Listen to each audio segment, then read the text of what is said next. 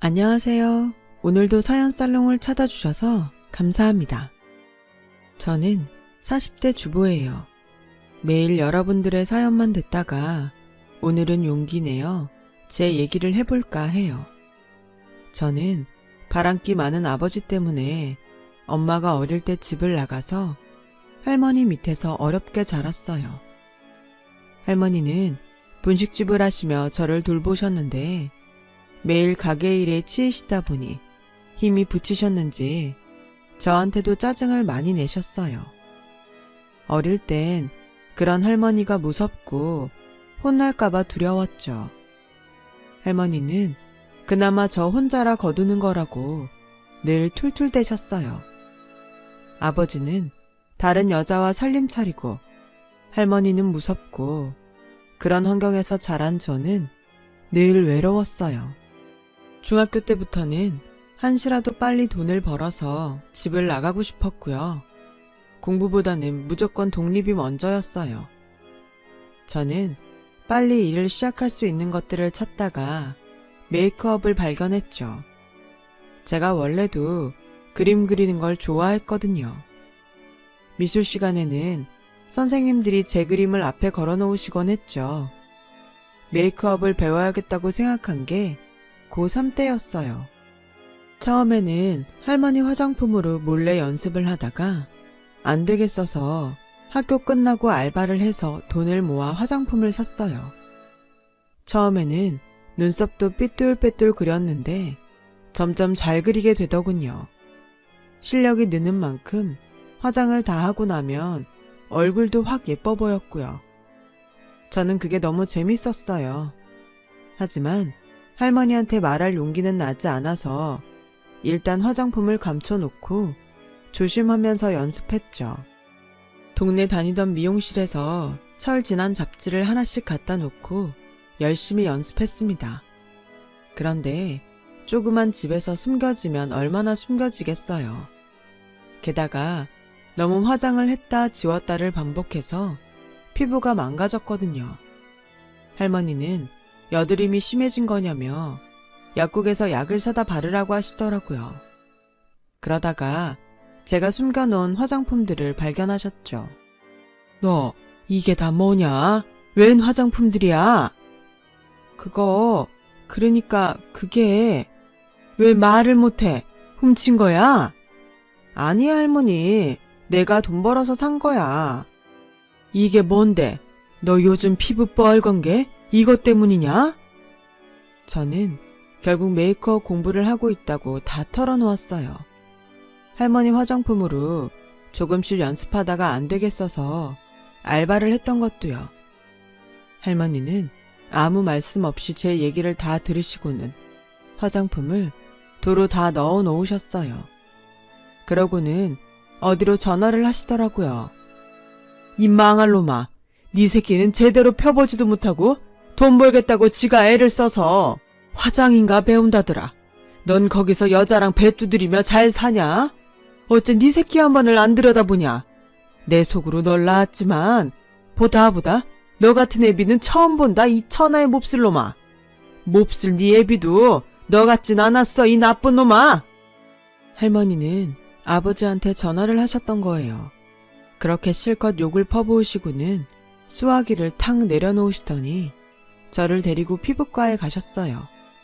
선생님, 얘가 혼자 화장을 배운다고 하다가 일이 됐는데 아직 어린애 피부가 이래서야 쓰겠습니까?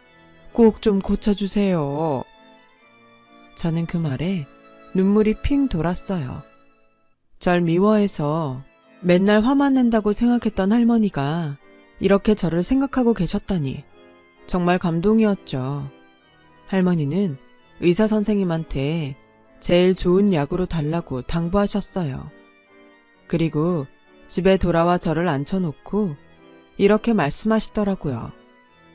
네가 제대로 된 부모 밑에서 자랐으면 그림 공부해서 대학 갈 생각했을 텐데 할머니는 그림 공부시킬 돈이 없어 이런 생각했나 그런 마음이 들었다. 이게 다 내가 자식을 잘못 키워서 이렇게 된 거다. 할미가 미안하다. 아니 할머니, 나 할머니 없었으면 고아원에 갔을 거야. 그리고 오늘 병원 데려가줘서 섭섭한 거 다 풀렸어, 할머니. 사랑해. 할머니는 갑작스러운 제 사랑 고백에 웃으셨어요. 그리고 다음날 어디서 알아보신 건지 저에게 메이크업 학원 명함을 주시고는 여기 가서 어떻게 배우는지 알아보라고 하시더군요. 할미가 너 학원비는 내줄라니까 걱정하지 말어. 할머니 떡볶이가 이 동네에선 제일 잘 팔리니까 그 정도는 내줄 수 있어. 저는 정말 펑펑 울었어요. 말도 못하고 숨죽이며 메이크업 연습하던 두어 달이 떠올랐거든요. 할머니한테 너무너무 고맙다고 몇 번이나 말했죠. 저는 할머니가 알려주신 메이크업 학원 말고도 다른 곳을 더 알아봤어요. 조금이라도 더 좋고 더 싼 곳에서 배우고 싶어서요. 그렇게 저는 다른 애들이 입시 공부를 할 때 메이크업 학원을 다녔어요. 확실히 혼자 하는 거하고는 다르더라고요. 제가 잘못 연습하던 것도 있었고요. 힘들 때도 있었지만 할머니를 생각하며 더 열심히 했죠. 그 덕에 저는 학원 원장님 눈에 들어서 고등학교를 졸업하자마자 강남에 있는 큰 샵에 막내로 들어가게 됐어요. 샵에 가니 또다시 처음부터 시작하는 느낌이 들더라고요. 하루 종일 샵에서 살다시피 하며 허드렛 일부터 열심히 배웠죠. 아주 조금이었지만 돈을 받을 수 있는 것도 행복했어요. 저는 첫 월급을 타서 할머니한테 빨간 내복을 사다 드렸어요. 요새 누가 빨간 내복을 입어? 넌 세상 세련된 데서 일한다며 그것도 몰라? 할머니, 그럴 줄 알고 이것도 준비했지. 짜잔! 저는 따뜻한 털조끼와 로션을 꺼냈어요. 그러자 할머니는 또 힘들게 번 돈 다 썼겠다며 안타까워하시는 거 있죠. 저는 그제야 퉁명스러움이 할머니 사랑 표현이란 걸 알았어요. 더 열심히 해서 할머니한테 보답해야겠다는 마음도 커졌고요. 저와 같이 샵에 들어왔던 다른 사람들은 한 명씩 샵을 관뒀어요. 생각보다 너무 힘들고 돈도 되지 않는다고 다른 일을 찾아본다더라고요. 저는 다른 일은 생각해 본 적이 없어서 어떻게든 버텨야 했어요. 그렇게 쉬는 날도 거의 없이 일한 덕분인지 저는 점점 위로 올라갔고 아티스트라고 새겨진 제 이름표를 다는 날이 왔어요. 드디어 당당한 메이크업 아티스트가 된 거예요. 저는 그날 할머니를 모시고 시내에 나가서 맛있는 걸 먹었어요. 할머니는 저보고 몇 번이나 대견하다고 하셨죠. 네 애비 잘한 게 너나 한 거 딱 그거 하나 있구나. 네가 네 애비보다 100배, 1000배 낫다. 날 이런 데 다 데려오고. 할머니, 앞으로 더 좋은 데 많이 갈 거니까 건강해야 돼. 아프지 말고. 너 고등학교 졸업하면 집 나간다고 했잖아. 맨날 일기장에 글에 써놓고. 그걸 다 봤어? 할머니, 남의 일기장 막 보고 그러는 거 아니지? 할머니랑 저는 그렇게 예전의 섭섭함을 다 털어버리고 좋은 시간을 보냈어요. 샵에서도 점점 자리를 잡게 되었고요. 제가 일에 몰두해서 살 동안 10년이라는 세월이 흘렀어요. 할머니는 많이 쇠약해지셔서 분식집을 그만두셨죠. 제가 버는 돈으로 할머니와 제가 먹고 사는데 어려움은 없었어요. 그러던 어느 날이었어요. 샵에 오는 스타일리스트 한 분이 저한테 남자를 소개시켜주고 싶다는 거예요. 아는 오빠인데 잘 어울릴 것 같아서요. 가벼운 마음으로 만나봐요. 저도 언젠가 좋은 남자를 만나서 결혼하고 싶다는 생각은 하고 있었지만 이렇게 갑자기 누가 소개팅을 주선해주니 얼떨떨한 기분이 들었어요. 좀 망설여지기도 했는데 문득 할머니가 하시던 말씀이 떠올랐어요. 네 애비가 개차반이었다고 세상 남자들 다 그럴 거라고 생각하지 말고 너도 좋은 사람 잘 골라서 재밌게 살 생각을 해야지. 그래, 일단 만나보는 거야. 그래야 어떤 사람인지 알 수 있지. 저는 소개해주는 분께 만나보겠다고 하고 약속을 잡았어요. 그렇게 전 지금의 남편을 만나게 되었답니다. 남편은 연예 기획사에 있었는데 주로 연예인들 해외 스케줄을 담당한댔어요. 말수도 적고 멋쩍어 하는 면이 있어서 저래서 기획사 일을 어떻게 하나 싶었는데 소개해준 분이 여자들 앞에서나 그렇지 일할 때는 안 그렇다고 하더라고요. 저는 그 말을 듣고 조금씩 마음이 가기 시작하더군요. 아버지가 너무 여자들 마음도 잘 알고 말도 잘해서 여자들이 아버지를 잘 따른다는 말을 들은 적이 있거든요. 저는 남편이 그런 점에서 아버지와 다른 것 같아 마음을 열기 시작한 것 같아요.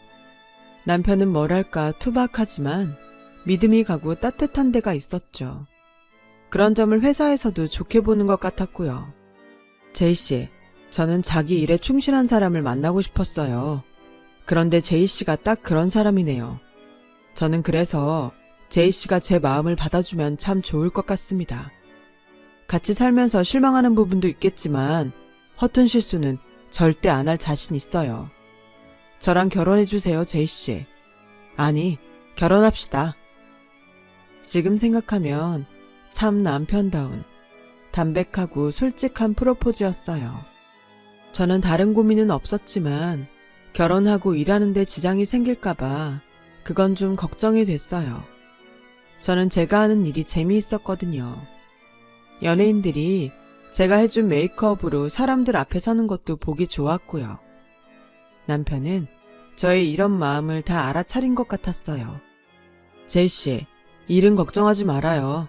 계속 일할 수 있도록 저도 같이 다 도울 겁니다. 저도 제이씨 일하는 거 보기 좋아요. 그 말에 저는 남편과 결혼하기로 마음 먹었어요. 할머니는 제가 남편과 결혼할 거라는 말을 듣고 무척 기뻐하셨어요. 됐다, 됐어. 내가 눈 감기 전에 너 꼭 드레스 입은 거 보고 싶었는데 내 소원이 이렇게 이루어지다니 하늘에 너무 감사하구나. 너한테도 고맙고. 할머니, 내가 감사하지. 여태까지 나 이렇게 키워주셨는데 다 큰 손녀 아침 챙겨주는 할머니가 또 어딨겠어.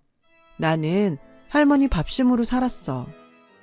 할머니는 그렇게 말하는 제게 고마워하면서도 걱정을 하시더라고요. 남자 쪽에서는 부모가 다 나올 텐데 너는 나만 있어도 되겠냐? 그럼 할머니만 있으면 되지 누가 더 필요해. 난 괜찮아. 하지만 할머니는 마음이 쓰이셨던 모양이에요. 그리고 제가 다음날 일을 하러 간 사이에 아버지한테 전화를 거신 거죠. 저는 그걸 모르고 일이 다 끝난 뒤 남편과 문자를 하고 있었어요. 제 담당 연예인 화보 촬영이 생각보다 늦어져서 밤 늦게야 일이 끝났거든요. 그때 모르는 번호로 전화가 걸려왔어요. 저는 일 때문에 누가 전화를 했나 싶어서 얼른 받았죠. 그랬더니 처음 듣는 나이든 여자 목소리가 들렸어요. 여기 보문동이야. 니네 아버지 집. 저는 깜짝 놀랐어요. 전화를 한 사람은 지금 아버지와 같이 사는 아줌마였어요. 아버지하고 같이 산 지 5년 정도 됐다고 하시더라고요. 네 할머니가 너 결혼하는 것 때문에 전화하셨나 본데 우린 한 푼도 못 보태준다. 진짜 열이 받더라고요. 아주머니, 뭐 착각하신 모양인데 할머니 그런 것 때문에 전화하실 분 아니세요. 아니면 왜 여태 가만히 있다가 갑자기 전화를 해서 사람을 불편하게 해. 그러니까 너한테 확실하게 답을 받아야겠다. 넌 결혼해도 우리한테 아무 도움도 안 받는 거다. 저는 너무 기분 나빠서 절대 그럴 일은 없을 거라며 전화를 확 끊었어요. 속에서 울분이 확 치밀어 오르더군요. 정말 뭐 저런 사람들이 다 있나. 아버지는 대체 어떻게 사람을 이런 취급하나. 집에 가는 내내 저는 화가 머리 끝까지 나서 속으로 별욕을 다 했어요. 집 앞에 다 온 저는 할머니를 생각해서라도 화를 가라앉혀야 했죠. 때마침 남편한테 집에 잘 도착했냐며 전화가 왔더라고요. 저는 잘 도착했다고 했지만 남편은 제 목소리가 이상하다는 걸 알아챘죠. 그새 무슨 일 있었나? 아까랑 분위기가 영 딴판인데? 왜 그래? 실은 갑자기 아버지랑 사는 아줌마한테 전화가 와서는 저는 그렇게 자초지종을 얘기하게 됐어요. 와, 정말 너무하시네. 아무렴 여태까지 혼자 다 키우신 할머니가 돈이나 달라고 전화를 했겠어. 딸이 결혼한다니까 알리신 걸 텐데 할머니 아시면 정말 속상하시겠네. 남편은 저와 같이 할머니 걱정을 해주더군요. 남편의 따뜻한 마음이 전해져서인지 저는 곧 마음이 진정되기 시작했어요. 집에 들어가 할머니한테 아무 내색도 하지 않았어요. 할머니도 저한테 아버지한테 전화했다는 얘기를 하지 않았고요. 할머니, 나 할머니 떡볶이 먹고 싶다. 아이고, 늦은 밤에 떡볶이, 라면 먹으면 붓는다고 질색하더니 웬일이래? 오늘은 먹어도 될 것 같아. 그리고 좀 부으면 어때? 내가 연예인도 아닌데. 할머니는 저한테 떡볶이나 라면 만들어주는 걸 좋아하셨어요. 제가 학창시절 분식집에 안 갔던 게 할머니가 무서워서였거든요. 할머니는 그게 제가 창피해서라고 생각하셨대요. 하지만 그게 아니라는 걸 아시고서는 저한테 분식 만들어주는 걸 즐기셨죠. 저는 그래서 위로가 필요할 때 떡볶이를 해달라고 졸랐어요. 할머니는 그저 일 때문에 힘들었냐며 다 그런 거라고 조금만 참으라고 그렇게 다독이시며 떡볶이를 만들어 주시더군요. 저는 떡볶이를 먹으며 기분 나빴던 전화를 잊으려고 노력했어요.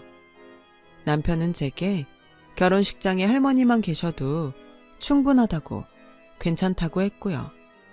남편 부모님도 성품이 좋으신 분들이어서 저를 잘 이해해 주셨어요. 저와 남편은 결혼 날짜를 잡고 하나씩 준비를 해 나갔죠. 둘 다 바쁜 일이라서 서로 시간을 맞춰 웨딩 사진을 찍고 드레스와 양복을 맞추고 하는 게 여간 어려운 게 아니더라고요. 가끔 너무 시간이 안 맞아서 좀 다툴 때도 있었지만 그래도 금방 풀고 화해했죠. 그렇게 눈코 뜰 새 없이 바쁜데 어느 날 집에 가보니 아버지가 와 계셨어요. 저는 어릴 때 보고 처음 보는 거라 처음엔 잘 알아보지 못했어요. 생각했던 것보다 얼굴에 윤기도 자르르 흐르는 게 좋아 보이더군요. 아유, 임마. 그래도 친아버지인데 어떻게 얼굴을 기억 못하냐? 사람 섭섭하게. 아버지 말에 할머니는 벌컥 성을 내셨어요. 말은 똑바로 해야지, 이놈아. 네가 애한테 섭섭하단 말이 나와? 어머니, 그래서 지금 왔잖아요. 딸내미 시집 간다는데 애비 노릇은 해야지요. 아버지는 아주 후회한다는 듯 오그라드는 표정을 지으며 한숨을 내쉬셨어요. 제 속에서는 여러 가지 감정이 막 교차했어요. 그리고 전에 아줌마가 전화로 한 얘기와 아버지 태도가 달라서 헷갈렸고요. 그런 제게 할머니가 옆에 앉으라며 제 손을 잡으셨어요. 나도 네 애비 꼴 보기 싫은데 너는 오죽하겠어. 그래도 결혼식에 애비 손은 잡고 들어가야지. 일단 그것만 생각하자. 결혼식 잘 치르는 거. 저는 별 수 없이 알겠다고 했어요. 그리고 또 다시 결혼 준비로 바쁜 날들이 지나갔죠. 그러다가 한복을 맞추러 가는 날이 됐어요. 저는 할머니와 시어머니와 만나기로 한 약속 장소까지 나갔어요.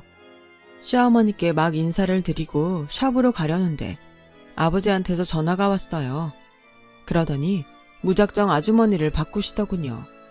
그런데 그 아주머니가 하는 말이 정말 기가 막혔어요. 원래 우리가 가야 되는데 어디서 하는지 가르쳐주지도 않고 해서 네 아버지랑 내 사이즈 부를 테니까 그대로 받아 적어서 전해라. 그게 무슨 말씀이세요? 무슨 사이즈요? 우리도 결혼식에 가려면 입을 옷이 있어야 될 거 아니야. 우린 벗고 가니? 아니요, 그게 아니라 왜 그 옷을 저희가 해요? 제가 그렇게 말하니 아주머니는 펄펄 뛰셨어요. 당신 딸이 지금 뭐라고 하는 줄 알아? 그 옷을 왜 지들이 하냐는데? 이런 대접을 받으면서 우리가 왜 그 결혼식을 가야 돼?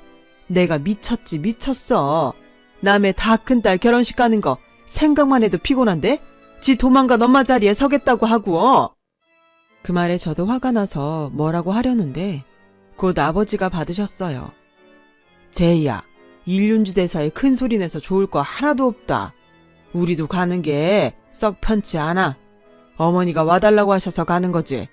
그런데 네가 우리한테 이래서야 쓰겠니?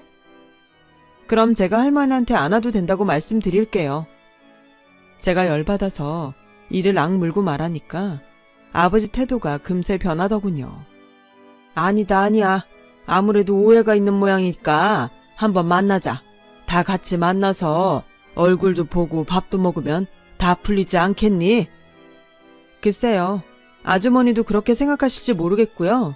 저는 이대로도 괜찮아요. 이 사람도 같은 생각이야. 좀 다혈질이라 그렇지. 내 다시 전화하마. 아버지는 제가 계속 화를 내니까 얼른 좋게 말을 하고 끊으셨어요. 아무래도 아주머니는 내 결혼식에 돈 들어갈까봐 신경이 쓰이는 건가 싶더라고요. 하긴 저하고 아주머니는 생판 남이니 그럴 수 있죠. 그렇다고 해서 예단 한복을 하는데 당연하게 자기들 것도 하라는 건 너무 경우가 없다 싶었어요. 그리고 며칠 뒤 아버지는 정말 아주머니를 데리고 오셨어요. 원래는 남편하고 가구를 사려고 겨우 빼낸 시간이었거든요. 제가 투덜대니까 남편이 오히려 절 위로했어요. 그래 자기 속상하겠다. 그래도 어른이 화해하자고 오시는데 어떡해. 기왕 만나는 거니 우리 기분 좋게 밥 먹고 나와서 가구 사자. 진짜 내키진 않았지만 어쩔 수 없었죠. 남편은 아버지와 아주머니에게 깍듯이 예의를 차리며 정성껏 대접을 했어요. 그런 남편을 보니 고맙기도 하고 미안하기도 했어요. 저처럼 가정사가 복잡한 사람 만나지 않았으면 편했을 텐데 그런 맘도 들었고요. 남편 덕에 저희는 모두 식사를 잘 마치고 나올 수 있었어요. 그런데 일은 그날 밤에 벌어졌어요. 저와 남편이 가구를 계약하고 할머니 드린다고 떡을 사서 같이 집에 왔죠. 그런데 대문 밖에서도 뭔가 웅성웅성 소리가 들리더라고요. 이게 무슨 소리지? 누가 왔나? 저는 귀를 기울이고 안에 무슨 일이 있나 들어봤어요. 그랬더니 안에서 아버지하고 아주머니 목소리가 나더라고요. 할머니 목소리도 들렸고요. 그런데 어째 할머니 목소리가 심상치 않았어요. 이거 뭔가 이상한데? 무슨 일 있는 것 같아. 제 말에 남편은 얼른 들어가자며 저를 재촉했어요. 집에 들어갔더니 할머니 방에 세 분이 같이 계시더군요. 할머니는 얼굴이 하얘지셔서 곧 쓰러질 것처럼 보였어요. 할머니, 왜 그래? 어디 아파? 저는 놀라서 할머니 옆에 가서 손을 잡았어요. 그러자 아버지와 아주머니는 머쓱한 표정을 지으며 눈길을 피하더라고요. 장인어른, 무슨 얘기 중이셨어요? 남편이 정중하게 묻자 아버지는 오히려 입을 다무셨어요. 할머니는 제 손을 꽉 잡고 떨고 계셨어요. 저희가 무슨 일이냐고 하자 아주머니가 말을 시작하더군요. 우리 사업 얘기 좀 했어. 분식집자리 보상금 받으셨길래. 나는 다시 말하지만 보상금으로 다른 일 할 생각 없다. 나 이 집에서 죽을 때까지 먹고 살 것만 남기고 제이 다 줄 거야. 그러자 그제야 아버지가 나섰어요. 어머니, 지금까지 고생만 하셨는데 앞으로 투자하시면서 더 편히 사셔야죠. 그걸 왜 얘를 다 줍니까? 여태껏 키우신 것만도 어딘데. 이게 다 무슨 얘기예요? 할머니가 나한테 무슨 돈을 줘? 투자는 또 뭐고? 저와 남편이 놀라서 눈이 동그래지자 제가 잡고 있는 할머니 손에 힘이 더 꽉 들어가더라고요. 처음부터 이럴 짝정이었지? 내가 제 결혼식장 데리고 들어가 달라고 그거 하나라도 애비 노릇하라고 그 부탁 들어준 이유가 이거였지? 아이고, 어머니, 뭘 또 그것 때문이에요. 지금까지 고생하셨으니 이제 우리한테 다 맡기고 용돈이나 풍족하게 받아 쓰시면서 편하게 사시라고 드리는 말씀인데 그렇게 곡해를 하시면 저희 섭섭합니다. 저는 아버지가 희죽대면서 능글맞게 얘기하는 걸 보자 폭발했어요. 됐어요. 그깟 손 안 잡고 들어가도 돼. 아버지가 할머니한테 고생했다, 편히 살아라, 그런 말할 자격이나 있어요? 제가 학교 졸업하고 입학할 때 한 번이나 와 보셨어요? 할머니 돈 때문에 힘드실 때 들여다보긴 하셨냐고요. 그래놓고 내 결혼식 혼주 노릇을 핑계로 이제 할머니 보상금을 가져가려고 해요? 얘 진짜 버릇없게 컸네. 아주 할머니가 오냐오냐 키우셨구나. 어디다 대고 눈 똑바로 뜨고 대들어 대들긴. 너야말로 지금 다 늙은 니네 할머니 돈 욕심나서 이렇게 펄펄 뛰는 거 아니야? 아주머니는 제가 화를 내자 작정한 듯 따박따박 따지셨어요. 저는 정말 화가 나서 돌아버릴 것 같았어요. 그렇게 우리 할머니 생각해서 저한테 전화로 결혼식에 돈 한 푼 못 준다, 그런 말이나 했어요? 아주머니가 뭔데 나하고 할머니한테 이런 말을 해? 진짜 네가 뭔데? 어디서 개가 짖어? 그만들 나가! 제가 고래고래 소리 지르니 할머니는 우시면서 저를 끌어안으셨어요. 우리 손녀 몸 상한다, 그러지 마라. 좋은 일 앞두니까 시샘들을 하는가 보다. 내가 멍청이지, 내가 멍청이야. 이럴 줄 모르고 그런 부탁을 했으니. 할머니는 나중에라도 제가 시댁에 책 잡힐 일이 있을까봐 걱정이 돼서 아버지를 결혼식에 부르려고 하셨다는 거였어요. 저는 제 걱정만 하시는 할머니 때문에 펑펑 울었어요. 남편은 안 되겠다 싶었는지 수습하려고 나섰어요. 저기 장인어른, 일단 오늘은 돌아가시죠. 그리고 그 투자 계획서 같은 게 있으면 저한테 보내주세요. 저도 보고 투자할 수 있는지 알아보고 싶습니다. 지금 무슨 소리라는 거야? 투자는 무슨 투자? 제가 화를 펄펄 내니까 남편은 진정하라는 신용을 하며 두 사람을 상대했어요. 자네는 말이 통하는 것 같아 다행이네. 내가 집에 가서 바로 자료 다 보내줄 테니 보고 결정하게. 아마 보면 투자하고 싶어서 욕심이 날 거야. 아버지는 끝까지 점잖은 척 거드름을 피우며 아주머니와 일어났어요. 그만들 우세요.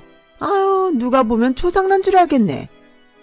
그렇게 약 올리는 건지 알 수 없는 말을 하고 나가더라고요. 저는 너무 화가 나서 울다가 할머니 품에서 잠이 들었죠.